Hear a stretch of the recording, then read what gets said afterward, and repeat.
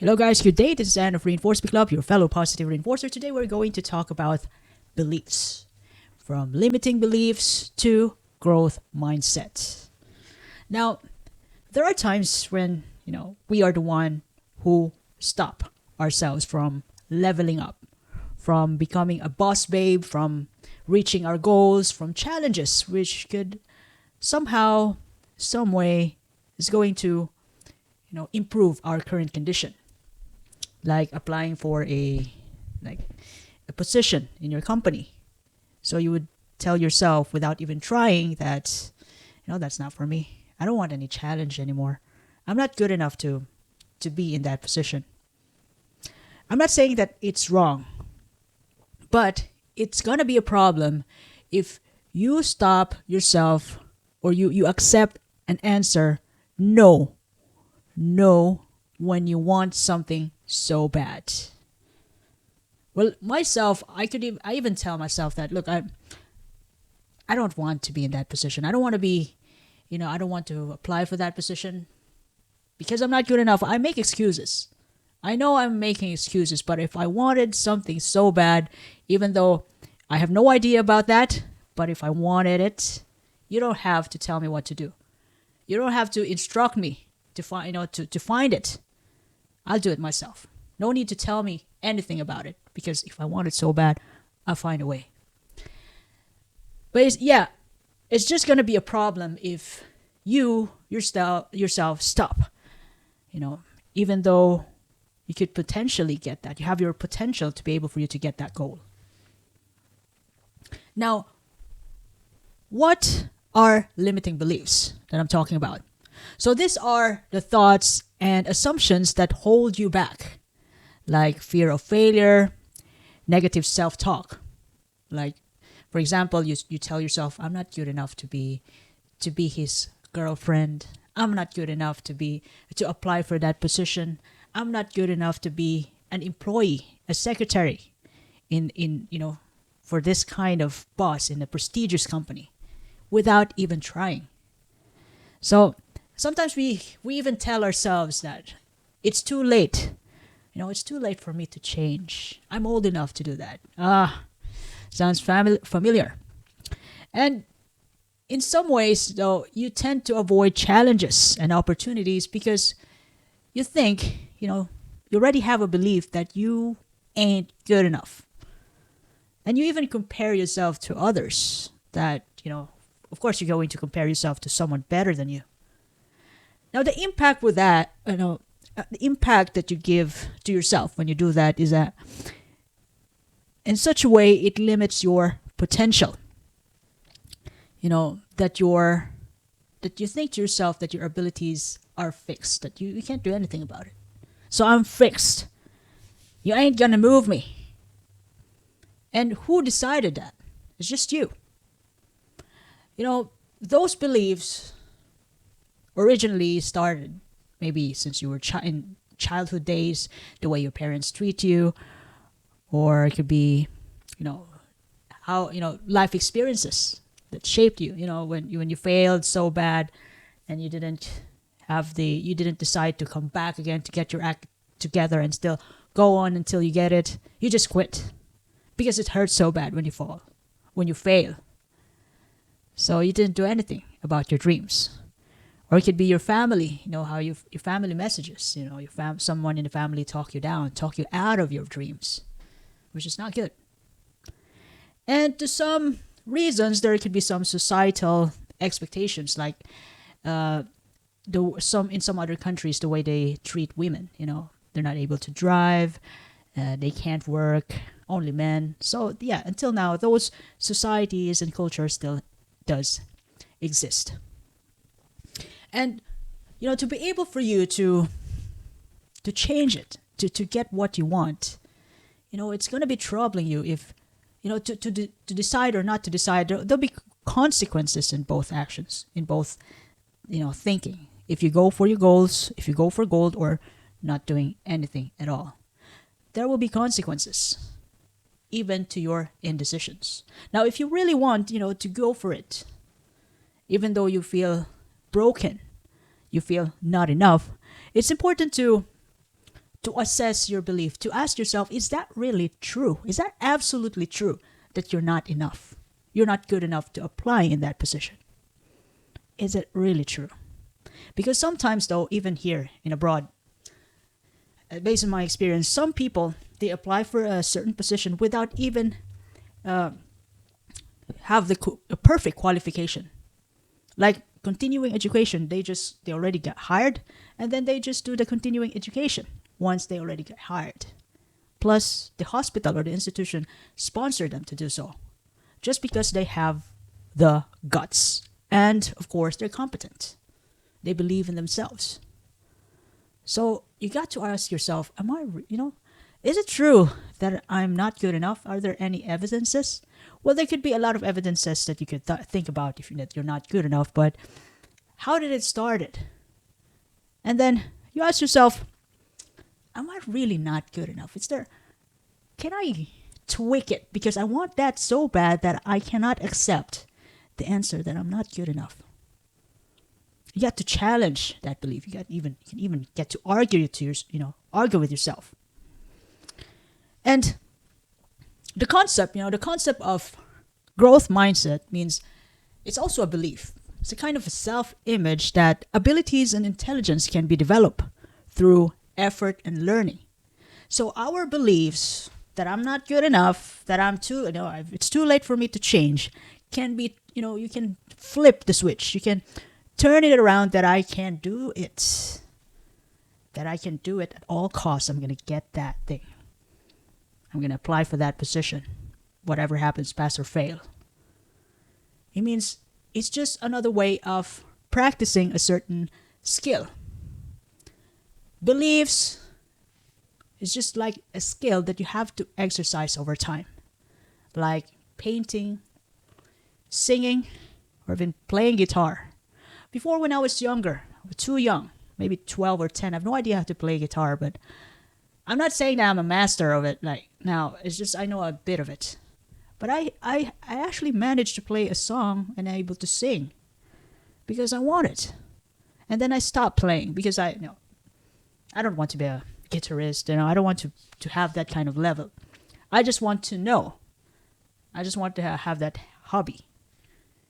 But since I wanted it, and I have no idea how to play, so I found a way, and I get to play it. So the way you turn your life around from not believing that you can do it to believing that you can do it, it means you just have to change your mind, to challenge your thinking that, am I really that, am I really that dumb and not good enough kind of person? But, I can do something about it. You argue with yourself. Because growth means challenge. Challenge, which can be turned into opportunities. Failures are just feedback for your actions that, your interventions didn't work. So which means that you have to find a problem. To ask yourself, what was the problem about what I did? And then you revise it. You refine your actions, you refine your intervention, and then do it again, and then do it again, until you finally get it. It's just like going to the gym, though. The first couple of months, even years for myself, though, I have no idea what I'm doing in the gym. Yeah, that is indeed true. I know you could laugh at me. I just go there for a cardio, a little bit of lifts, but I have no target muscle until I found a friend. And that's when I understand what am I doing there. But, my purpose of going to the gym is to lose weight. And I get the goal. But I also realized, since I found a friend there, that there's also another way to lose weight other than cardio. That is weightlifting, which is also amazing. And, it saves you time and energy too. Now, I'm telling you, when you started to change your mindset, it's not going to be perfect. Fine. It doesn't mean that you're not going to fail, but it's whatever it is, it's part of the process. You're going to be challenged. Life will always challenge your thought until you finally get the right answer. It's normal to fail and get hurt and get broke.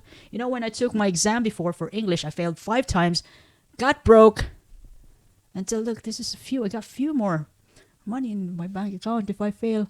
Okay, just fail, or I'll still take the risk, because you wouldn't feel life worth living without taking risk. And then when you finally get the answer, you find it, like for example, when I finally passed the exam after 5 fails, then wow, this is how it is. And then I just use the same method. But when I want something so bad. Otherwise, if I don't want it, I make excuses. Simple as that. But as I said before, it's gonna be a problem when you want something so bad, or that thing, that opportunity that comes along could help you improve your current situation, and you didn't take it because of the way you think. That is a problem. And how are we going to replace this limiting beliefs to growth thinking, growth mindset? Now, it's important to reframe our self-image, which is equivalent to our self-belief. That, whenever we fail, it doesn't mean that we're going to quit. We reframe failure into an opportunity to learn. That you tell yourself that I am learning what doesn't work. So I have to find what's the problem. And then, fix the problem and then do it again. And then find a problem and do it again until you get addicted to finding the solution to a problem, to the point that you finally get there. I even experienced that before when I failed that 5 times. Again, I'm going to bring this up. This one of the, I'm not sure if I get embarrassed, but I'm proud of it now. But, every time I failed that time, where did I fail? Until I finally get the pattern. I usually fail in writing. Yeah. Of all those areas, I failed in writing. Until I finally get the pattern. Even though I'm not sure if there's really a pattern, but I got my own pattern. That helped me pass the exam. Finally! After 5 tries. Oh my God, that was heartbreaking. But I'd still do it again. And, as I go along, it's, the process wouldn't be enjoyable, but it's challenging. It's going to make your nerves work together. It's like a dopamine every time you get the correct answer, until you finally get it. And it's also important to be mindful about your environment, to surround yourself with people who have growth-minded, positive-minded people who's going to support you with your dreams. You can even use positive self-talk and even affirmation that I can do this. I can do this, but I just have to go through with these challenges, with all these problems. I gotta solve these problems right now until I finally get there. It's just a matter of time. Anyway, if you don't quit, so it's important not to quit. And, from the time that you started to reframe your thinking that you can do this, that you are capable enough to be in that position and do the job, you got to embody that. You got to practice that thought every day. You can study for the interview. And besides, you're already competent. You also need to believe to yourself that you're competent. You got to study. You got to do your network. You have to be doing what it takes. Even before you get the position, you already embody the kind of person in that position. Network, study, competence. And of course, I know it's hard to be politics, when you apply for a position. But in any corporate, it's if you have the ability to be a politician, to have a good networking ability to people, higher and lower than you, of course you're gonna win. And that's a sad truth, but that's part of life. You got to learn to network. And you get to practice and embody and live that reality in yourself until the interview, until you get the chance to get that position. And it's an effort. And I said before, life is not worth living if you're not taking any risk at all. Because, when you get what you want after all the efforts in the world, you can't explain that kind of happiness it gives you. And it's not just the happiness, but the lessons that gonna last for a lifetime. You can even teach that to your kids. And it's also important to celebrate small wins as you embody that kind of new belief, the new you, every day. Like, for example, you want to be the kind of person who works out and be mindful about your diet every day, and you live with that. Then, whenever you did the right thing, you go to the gym today and you were mindful about your diet, although you purge on weekends or just Sunday, but you still follow the policies or rules that you made for yourself. That's already a champ. And the way when you started to change your belief, you have to also feed it with resources. Like you can read books or listen to podcasts or stories about, related to the business that you're venturing, or the topic that's related to the thing that you really, to your goals, like position you applied for, or to an exam, life-changing exams. Or you can even read stories about resilience and growth, whatever thing that feeds your mind. It's a continuous learning, living the new you. Long-term transformation means consistent awareness and actions towards your beliefs. That this is, you own it. This is the new me. That it's important to also be aware that in down times, whenever you feel depressed or overwhelmed, those old beliefs will take advantage to you to go back to the old you. But, at the end of the day, it's still going to be your decision to stay and live the new you or go back to the old you. And as you live like the new you would then realize as time goes by that you have greater confidence now and adaptability towards whatever life is throwing you. Problems, challenges. You're much adaptive now. And less fear of failure, because fear is part of life. The life that you wanted is on the other side of fear, but it's actually scary, but you have to do it. You got to finish the job. And you also realize that as you solve the problems, the more challenges that comes in your way, the more you become creative and resilience, no matter what happens. And you shift your mindset from I'm not good enough to how can I do this? How in the world can I get there? So I know it wouldn't be an easy journey if you haven't learned the lesson before. You haven't failed so bad and then come back better. But you see, in life, nothing is impossible. And it's never going to be too late at any stage in our life, even if we're already old. We can always still do something. Life is like a lifetime lesson. We can't get away from it because we're still alive. And I hope I shared something valuable today. If you ever love this episode, you can share this to your family and friends. You can follow me in YouTube, Facebook, Spotify, Apple Podcast, even in Amazon Music, as well as in X, Reinforce Me Club. By the way, this is Anne, your fellow positive reinforcer. I do appreciate your time and have a lovely day ahead. Thank you.